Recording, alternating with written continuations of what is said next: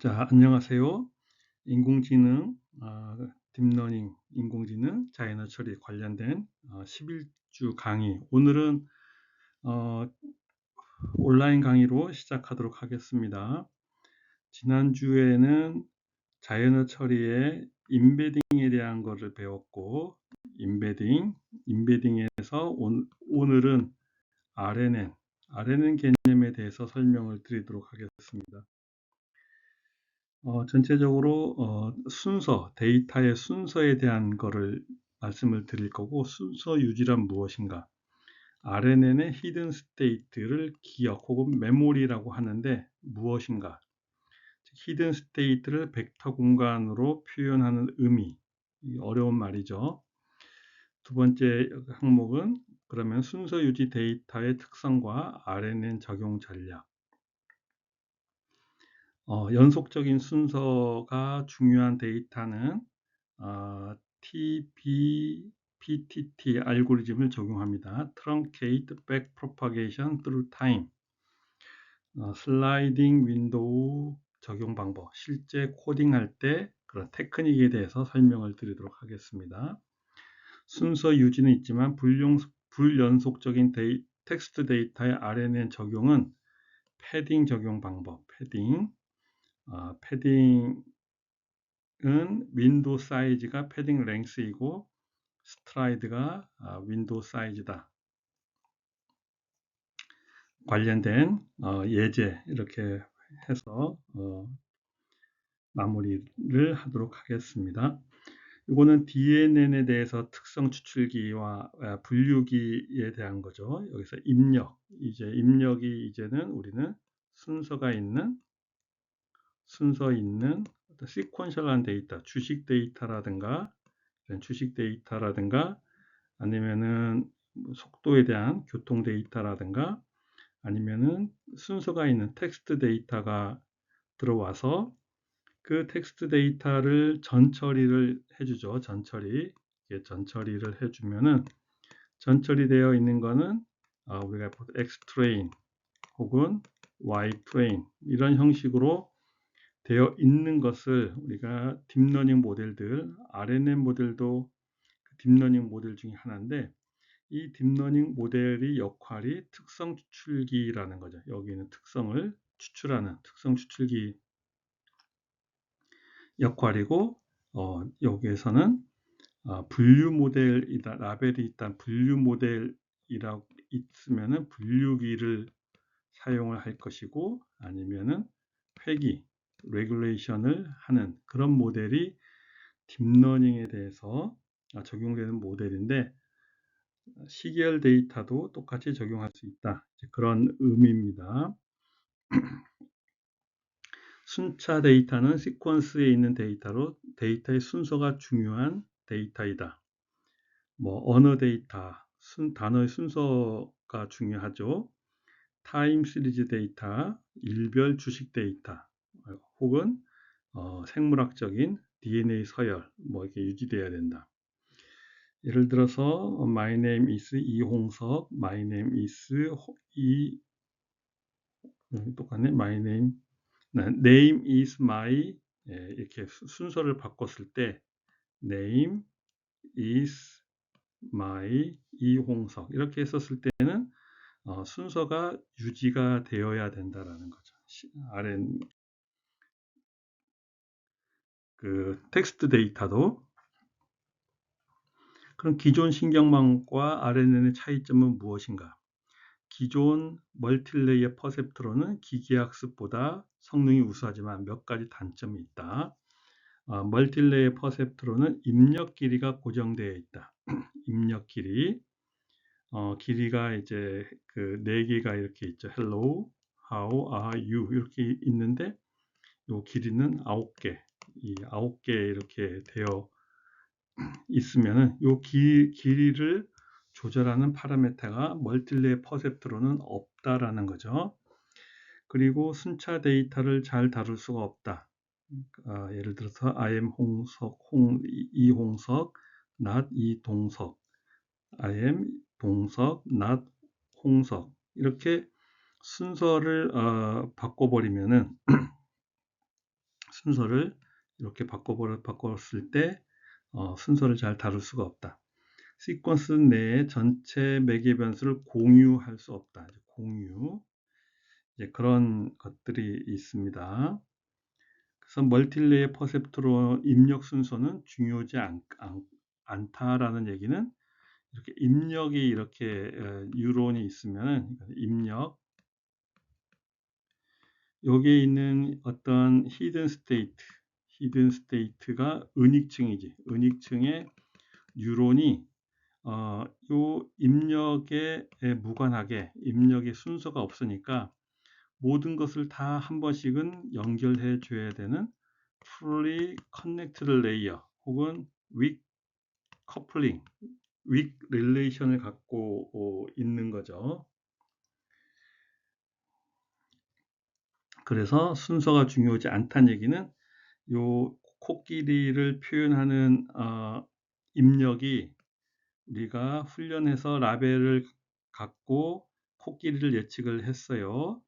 두 번째 샘플은 개를 입력을 했는데 이 개에 대한 그 분류도 개로 나오고 코끼리하고 개는 100% 독립적이라는 거예요. 독립적. 우리는 그런 거를 다루는 게 아니라 독립적이 아닌 것을 다루고 싶다라는 거예요. 독립적이 아닌 것. 순서가 있는 데이터에 대해서 여러 가지 예제가 있는 책을 읽는 것도 굉장히 중요한 순서가 있는 데이터가 되겠고 여기서 우리가 히든 스테이트, RNN의 히든 스테이트, 은익층에 대해서 생각을 해볼 건데 이 요리사가 룸메이트가 서울에 와서 친구하고 이제 방을 같이 나눠 쓰기로 했어요. 방을. 그런데 그자는 안 되고 내가 매일 저녁 요리를 제공하겠다. 요리. 그래 룸메이트가 좋다. 그러면은 같이 쓰자. 그렇게 해서 이 친구가 요리를 하는데 월요일에는 돈가스, 화요일 날은 짜장면, 수요일 날은 김치찌개. 요리를 하는데 세 가지밖에 못 하고 그것도 계속 순서를 지키면서 로테이션 하면서 요리를 한다 이거죠. 요리를.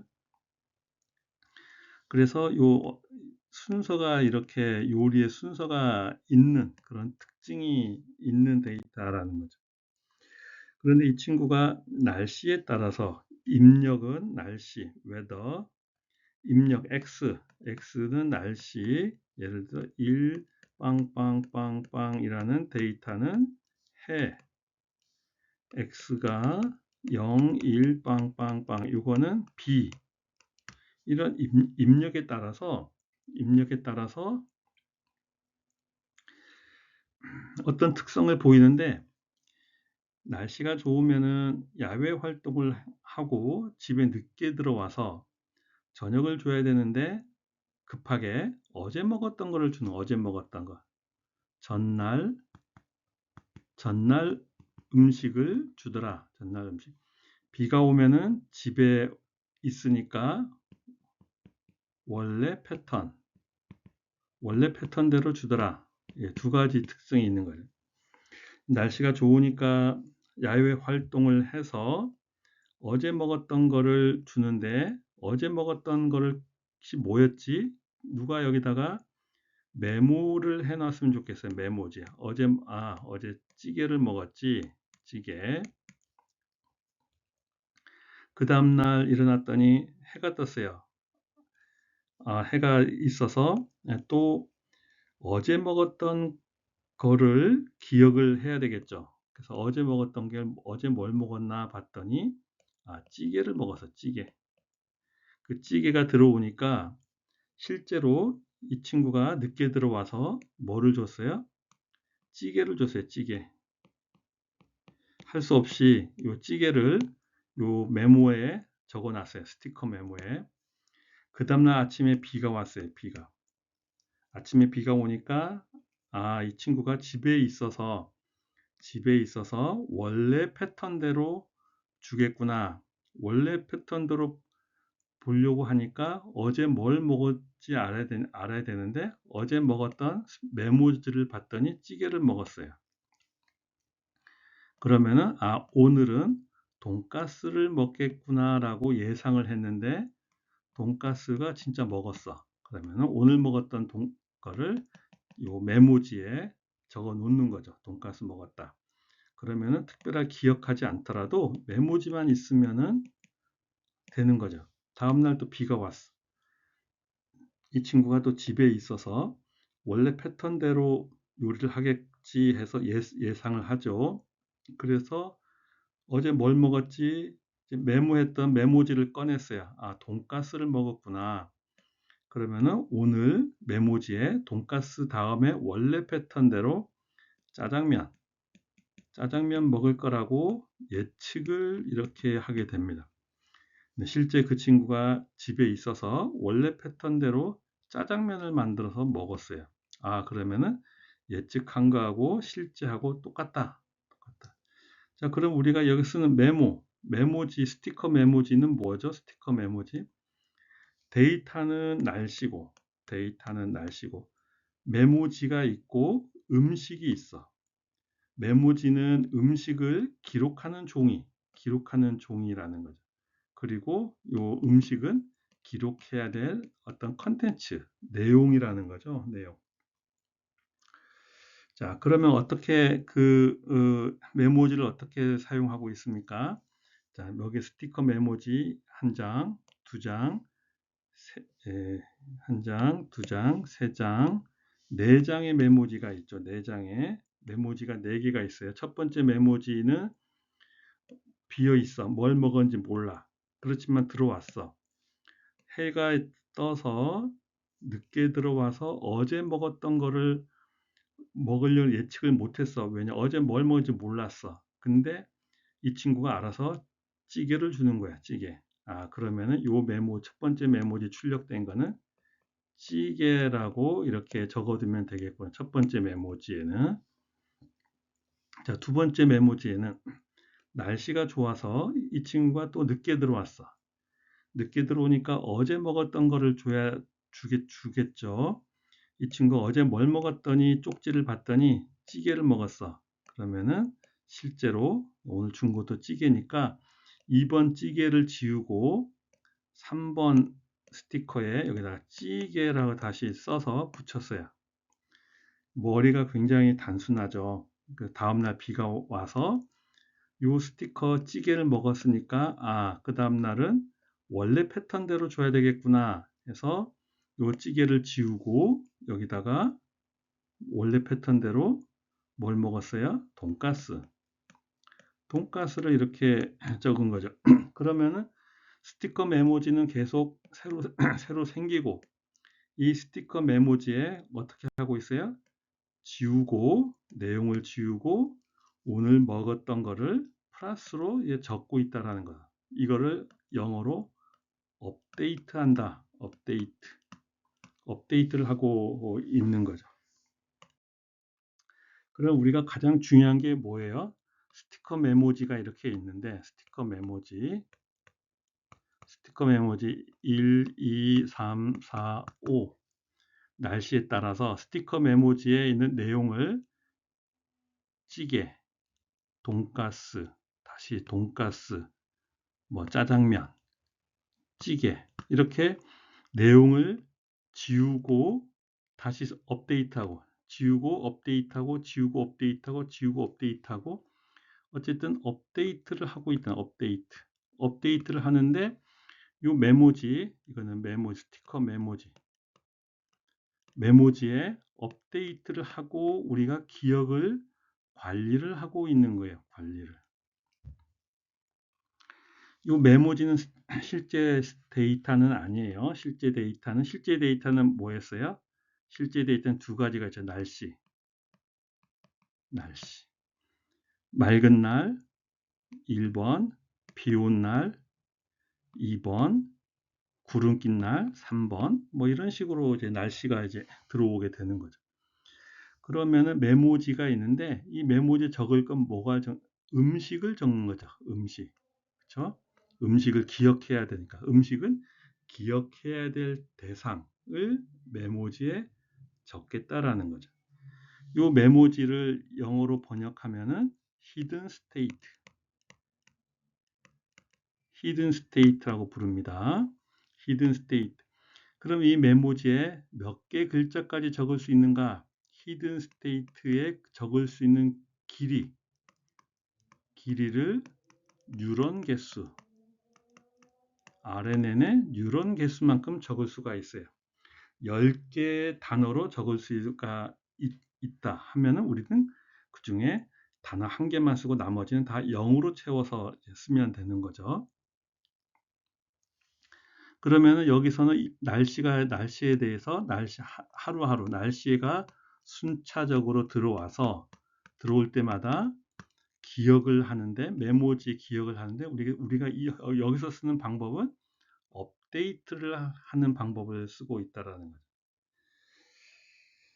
자, 그게 밑에 있는 그림하고 똑같습니다. 날씨가 들어오고 어제 뭘 먹었지, 뭔가 하나 스티커 메모가 이렇게 들어와야 돼요. 스티커 메모가. 그리고 스티커 메모를 업데이트 해주고. 그래서 요 H는 히든 스테이트든 메모지인데 가장 중요한 지금의 현재, 지금 2번, 예를 들어서 T가 2번이라 그러면은 2번에 있는 메모지 기억은 바로 전날 먹었던 기억이 들어오고, 그 기억이 여기에 있는 들어올 때 웨이트하고 곱해지고, 웨이트, 히든으로 오는, 그리고 이 해라는 입력의 x는 x의 RN에 들어오는 요 hx하고 곱해지고, 바이어스가 합쳐진 거를 요 업데이트 나갈 때 어떤 g라는 펑션으로 나가는데, g는 보통 하이퍼볼릭 탄젠트 마이너스 1에서 플러스 1 사이 그 값으로 안정화시키는 걸로 업데이트를 시키는 거죠. 그러면 이게 RNN 모델이라는 거죠. RNN 모델. 자, 그래서 그 RNN 모델은 입력이 날씨를 얼마만큼, 이게 x 이퀄 0에서부터 x 이퀄 1, x 이퀄 2 해서 x 이퀄 10만, 여기까지 계속 요 시간 방향이고, 여기에 메모지가 계속 들어오는데, 메모지가 몇 개 있어야 돼요? 메모지 H도 10만 개가 있어야 돼. 10만 개. 그러면은 이거를 잘 다루기 위해서는 요 입력 길이를 일정한 길이로 잘라서 이걸 윈도우만큼 입력으로 넣어서 계산을 해도 된다 이거죠. 단 이 윈도우를 자를 때 시퀀스의 순서를 유지를 해야 된다. 또 장기 의존성을 잘 추적해야 된다. 왜냐? 우리가 메모지에 HT를 입력할 때 어떤 방법을 썼어요? HT 업데이트를 할 때 기존 거를 메모지에 쓸 칸이 굉장히 몇 개 안 되는데, 이거를 지워버리고 그 위에 업데이트를 하는 그런 방법을 쓴 거죠. 책을 읽는데 150페이지까지 읽고 있어요. 그러면은 한 페이지 읽을 때마다 스티커 메모지를 이렇게 다는데, 이 스티커 메모지에는 10개 단어로 요약을 해야 돼. 1페이지 읽고 10개 다 요약하고, 2페이지 읽고 요약하고, 3페이지 읽고 요약하는 게 아니라, 2페이지 읽을 때는 1페이지의 스티커 메모를 갖고 요약을 하는 거예요. 3페이지 읽을 때는 2페이지에 있는 스티커 메모를 갖고 요약을 하는 거예요. 150페이지에 있는 거는 149페이지까지 있는 스티커 메모의 10개의 단어를 이용해서 최근 거를 업데이트를 해버리는 거죠. 그러면은 얘가 중복으로 쓰여지고 오버라이트 해서 초기에 있는 책 내용들은 거의 다 사라지게 되겠죠. 여기서는. 그렇죠? 사라지게 되겠죠. 그렇지만 그걸 우리가 업데이트 방법이라고 얘기하고 굉장히 중요한 방법으로 다뤄지고 있습니다. 이 업데이트 방법의 가장 큰 문제는 뭐냐 그러면 장기 우전성, 즉 초기의 데이터들이 다 사라져버리는 알고리즘이라는 거죠. 애초에 업데이트 방법이 그런 쓰레기 같은 방법으로 했기 때문에 이런 장기 의존성 문제가 생길 수밖에 없는 거야. RNN 알고리즘 자체에서는.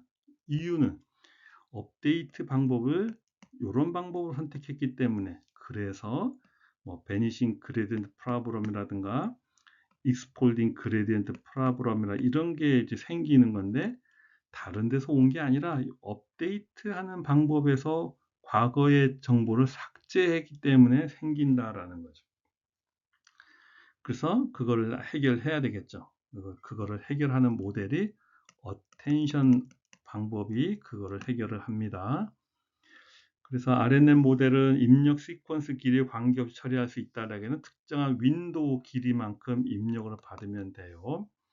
시퀀스의 순서는 당연히 유지를 해야 되고 LS팀과 GRU가 장기 의존성 문제를 잘 다룬다 라고 되어 있지만은 완전히 잘 다루지는 못합니다. 약간 성능 개선이 있을 수 있다. 그건 해봐야 알겠죠. 시퀀스 내의 모든 타임 스텝에서 동일한 파라미터를 사용한다. 가중치를 공유한다. 이제 그런 특징이 있습니다.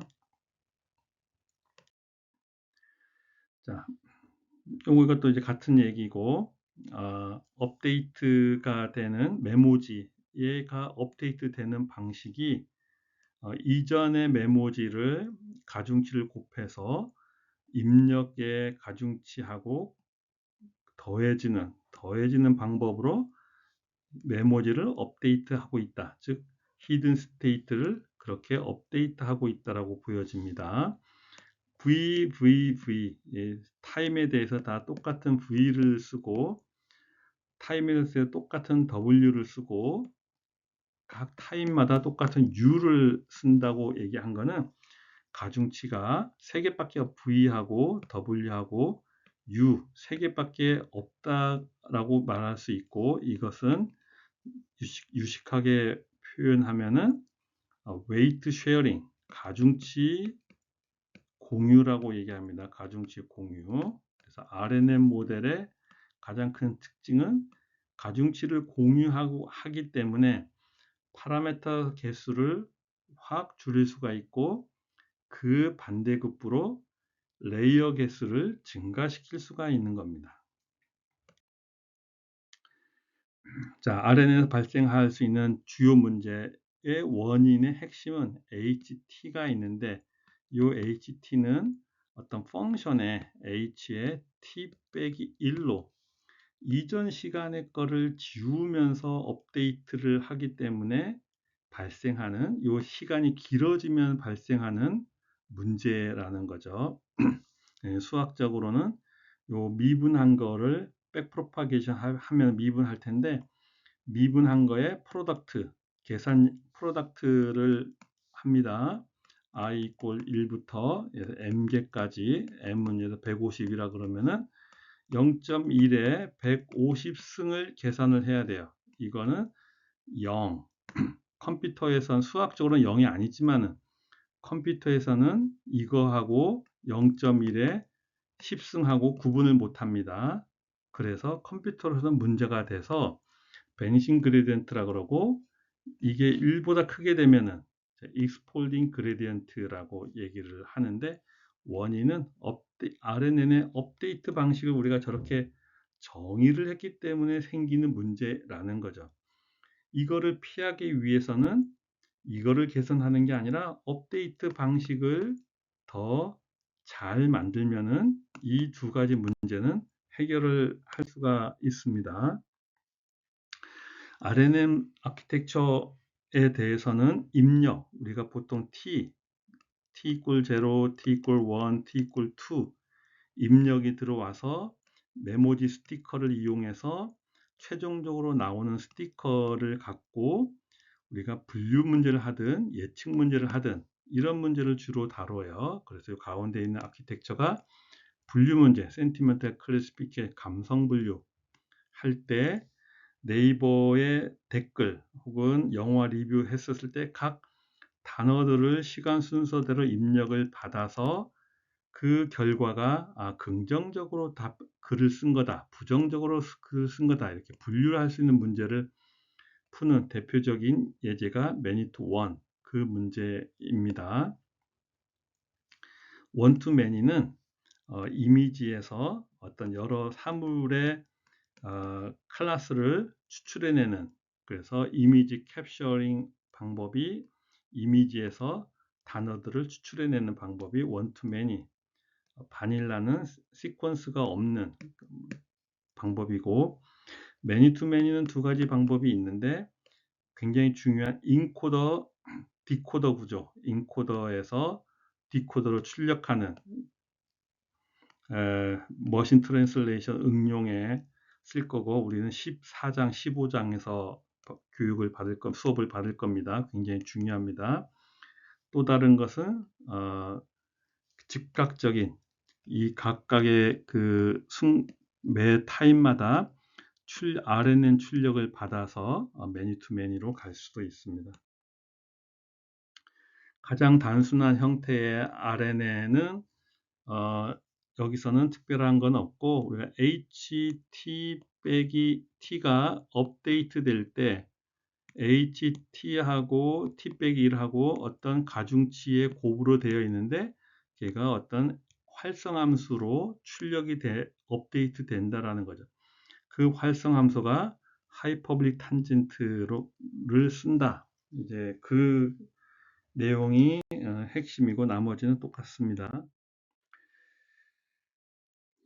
티처 포싱에 대한 설명인데, 훈련 과정에서 티처 포싱을 하는 방법은 다음 단어를 예측을 할 때 예측 값을 쓰는 게 아니라 원래 있던 그라운드 true를 입력으로 쓴다. 이제 그게 티처 포싱 방법이고, 테스트 과정에서는 그렇게 하면 안 됩니다. 테스트 과정에서는 티처 포싱을 끄고 하게 됩니다. 그래서 이제 티처 포싱 방법이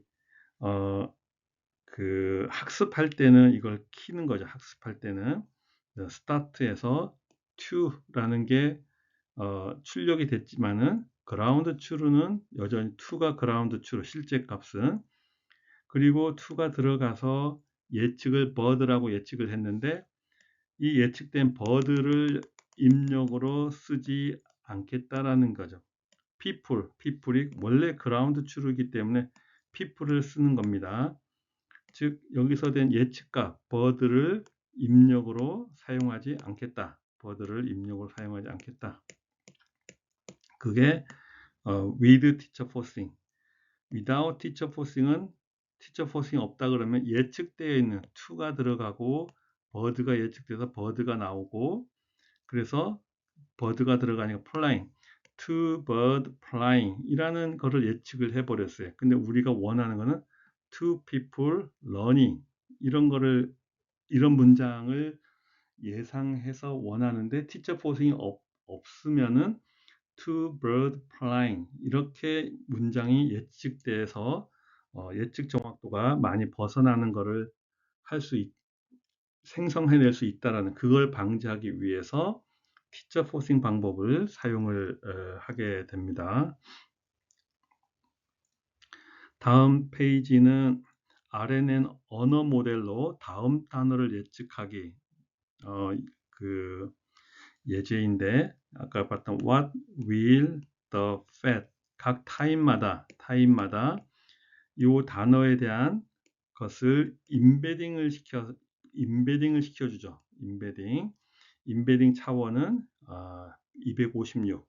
256에 1차원 벡터로 이거를 표시를 했어요.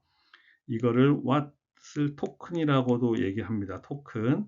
1차원으로 RNN의 입력 X로 들어가는 거죠. X로. 그러면은 여기서는 우리는 뭐를 갖고 있냐 그러면은 HT 메모지를 갖고 있어요. 이 메모지의 크기는 64개. 64개의 단어를 쓸 수 있는 메모지가 준비되어 있습니다. 그걸 H0 처음 H0라고 얘기해요. H0는 다 빵으로 만들어 두죠. 0이 들어가서 요 what이라는 게 들어와서 두 개 합쳐져서 H1이 업데이트가 되는데 H1 메모에는 64개의 업데이트된 데이터가 있을 거라는 거죠. 그런 다음 will이 들어간 다음에 H1이 들어와서 출력으로 H2가 출력이 되겠죠. H2는 똑같이 64개의 단어가 있는데 여기에 있는 거를 일부를 지우고 새로운 거를 업데이트해서 H2를 만드는 거죠.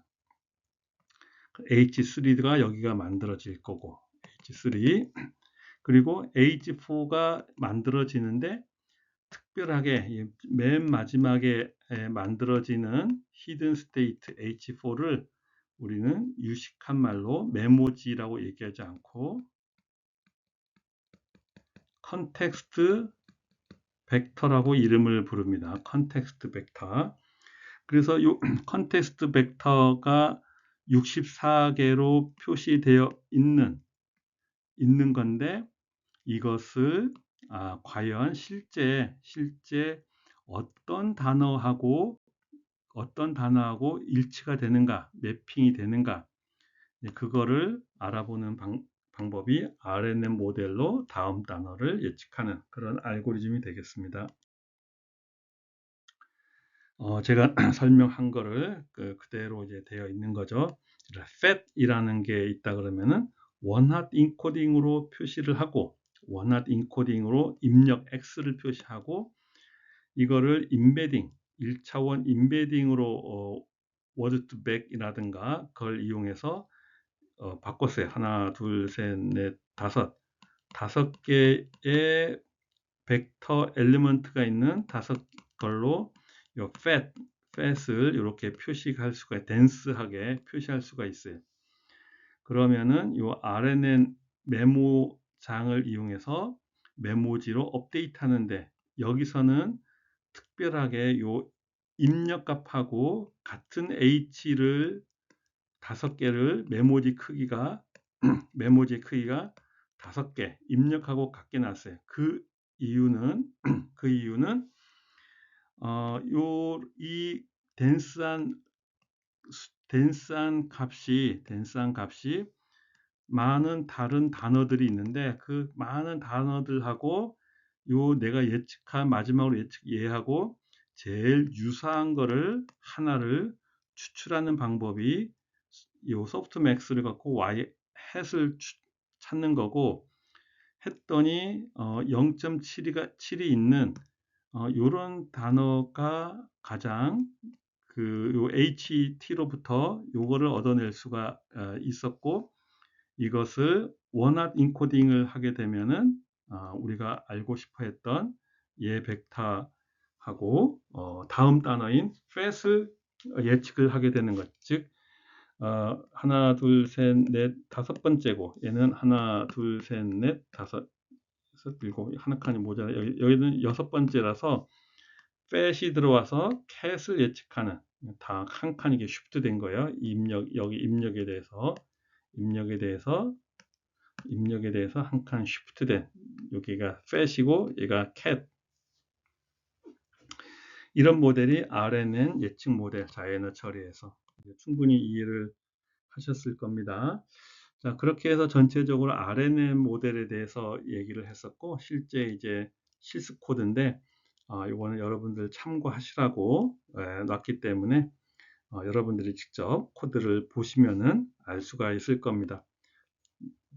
관련 있고 중요한 것만 말씀을 드릴게요. 자, 맨 처음에 우리가 시계열 데이터, 주식 데이터라든가 이런 모양으로 이렇게 되어 있을 거예요.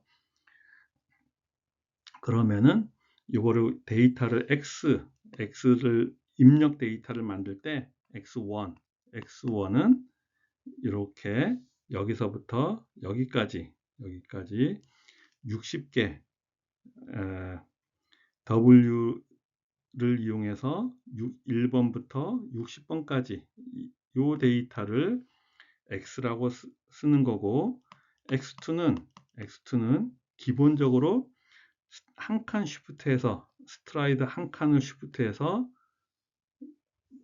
2번부터 61번까지 윈도우 65를 놓고 만드는 방법이 전통적으로 많이 사용하는 방법입니다.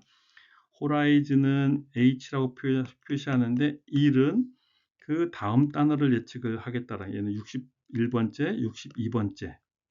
X1이 들어와서 61번째를 예측하고 X2가 들어와서 62번째를 예측하는 그런 문제라는 거죠. 물론 호라이즌이 하나가 아니라 6개다. 그러면은 요 6개를 예측하는 many to many 그런 문제로 볼 수가 있습니다. 굉장히 중요하고 여러분들 관심 있으시면 잘 보시기 바랍니다. 그래서 이제 잡음이 추가된 사인 곡선에 대해서 뭐 이런 입력을 가상으로 만들어서 실험 파라메타를 이런 파라메타 세팅으로 만들었을 때 이런 모양이라는 걸 알 수 있고, 각자 이렇게 해보시기 바랍니다. 그래서 이 코드를 이렇게 제가 올려놨습니다. 그래서 테스트를 해보시면은 이런 결과를 얻고 오차 계산하는 그런 방법까지 되어 있어서, 또 R2는 예측할 때 예측 곡선이 실제 곡선의 전반적인 모양과 추세를 얼마나 잘 반영하는지 나타내는 평가 지표예요. 그래서 회기에서는 R2라든가 mean absolute error, root mean square error, MAP 이렇게 4개가 일반적인 세트로 모델 평가 지표로 사용이 됩니다. 그래서 이런 R2를 잘 알아두시기 바랍니다. 물론 로스가 mean square error, 이거는 mean absolute error, 얘는 분류 문제에 적용하는, 얘는 회기 문제에 적용하는 그런 모델이 되겠습니다. 자, 그렇게 했었을 때 예측 곡선이 이렇게 잘 나온다, 뭐 보시면은 알 수가 있어요. 이런 모양에서는 이렇게 잘 나오고, 이런 모양 이렇게 잘 나오고. 그럼 실제로 이제 RNN을 이용해서 감성 분류 모델을 보면은 네이버 센티멘탈 무비 커퍼스라는 데이터셋을 이용해서 심플 RNN을 통해서 문장 의미를 벡터로 압축한 뒤 그 벡터, 컨텍스트 벡터가 얼마나 유용한지 시각화해보는 그런 예제가 되겠습니다. 그래서 이 실습 예제도 여러분들이 콜앱에서 반드시 돌려보시기 바랍니다. 당연히 이제 전처리를 하는데 9주, 10주에 우리가 전처리하는 방법을 자세히 말씀을 드렸고, 한글 같은 경우 OKT 형태소 분석기를 사용한다. 왜냐? 한국어는 조사나 어미가 많기 때문에 교착어이고 형태소 분석기를 해서 의미 단어 학습을 가능합니다. 당연히 분룡어를 사전에 정의를 해서 제거를 해야만 다음 단어 예측에 유리합니다. 자, 그러면은 요 전체 샘플 길이를 봤었을 때 댓글 개수가 샘플 개수는 굉장히 많아요. 한 15만 개 이렇게 되는데, 여기서는 몇 개를 뽑았냐 그러면은 아마 한 10,000개라든가 그 정도에서 평균 단어 개수가 40개 정도면은 대부분 여기에 들어오더라. 40개 정도. 리뷰한 샘플 개수인 거죠. 그래서 그 심플 RNN 모델을 세우는데 임베딩 벡터가 60, 임베딩 벡터가 60이라는 것은 예를 들어 cat이라는 단어가 있으면은 요 단어를 컴퓨터가 알 수 있게끔 길이가 60개로 임베딩을 해줬다. 임베딩 이런 의미입니다. 임베딩. 그리고 히든 스테이트 메모지에 메모지 쓰는 크기를 64개를 해줬다. 자, 그렇게 했었을 때 전체 보캐블러리 사이즈에 출력 디멘전 64가 들어가겠고 인풋이 그 패딩 길이가 이제 들어오겠죠. 패딩 길이. 그래서 early stopping을 넣고 모델 fit 훈련을 하게 됩니다. 당연히 이렇게 이제 과적합 이렇게 발생을 하고 굉장히 간단한 모델이기 때문에 모델 퍼포먼스는 그렇게 좋지 않습니다. 그러면은 맨 마지막에 이런 입력에 대해서 RNN 히든 스테이트가 0부터 히든 스테이트 1부터 히든 스테이트 마지막 n개까지 업데이트가 되어 있는데 이 업데이트된 히든 스테이트는 64개로 되어 있는 이 64개를 2차원 공간으로 이렇게 플랫을 해 본 거죠. TSNE를 통해서. 그렇게 했었을 때 요 빨간색하고 파란색하고 어느 정도 서로 같은 것끼리 뭉쳐져 있다라는 걸 볼 수가 있어요. 긍정과 부정이 끼리끼리 뭉쳐 있구나. 그래서 뭔가 분류가 되는구나. 그런 결과를 시각적으로 이제 볼 수가 있고 그것을 전체의 패딩 한 단어 한 센텐스가 한 샘플이 패딩 길이 40개고 각각의 패딩은 64개의 임베딩을 했으니까 이게 40 곱하기 64인 걸로 볼 수가 있는데 이 피크가 있는 하나하나가 단어라는 거죠. 단어. 이 단어에서는 가장 긍정이 반응을 잘하는구나. 이 단어하고 이 단어가 굉장히 긍정적이로구나. 그래서 이 세 개의 단어가 긍정적인 게 굉장히 강하게 주는 거고 이쪽에 부정이 좀 있고 얘도 부정이 좀 있어서 전체적으로 이 빨간색이 긍정을 내포하는 어떤 단어 때문에 이 샘플이 긍정으로 우리가 분류를 하게 되는지 설명을 할 수 있는 그런 시각 자료가 되는 겁니다. 자, 이렇게 해서 RNN에 대해서 강의를 했는데 중요한 거는 메모지, 히든 스테이트가 업데이트가 되는데 이전에 히든 스테이트하고 X하고 바이어스로 이렇게 업데이트가 되는 거고 이 G라는 건 활성함수는 하이퍼블릭 탄젠트 값을 갖는 거고 중요한 이 HT라는 게 업데이트 방식이 과거의 정보를 오버라이트하는 방법으로 수학적으로 정의가 되어 있기 때문에 베니싱 그레디언트 프로블럼이라든가 장기 의존성 문제가 애초에 갖고 있는 모델이 RNN 모델이다. 그렇게 보시면 되겠습니다. 다시 한번 정리하면 RNN 모델은 순서가 중요한 데이터인데 그 순서를 우리가 뭘로 표현했냐? 순서에 대한 정보를 기록하는 메모지를 도입을 했어요. 그 메모지 이름을 히든 스테이트라고 얘기하고 불행하게도 메모지에 업데이트하는 방법을 오버라이트하는 방법으로 선택을 했기 때문에 RNN이 폭삭 망하게 된 그런 원인이 됩니다.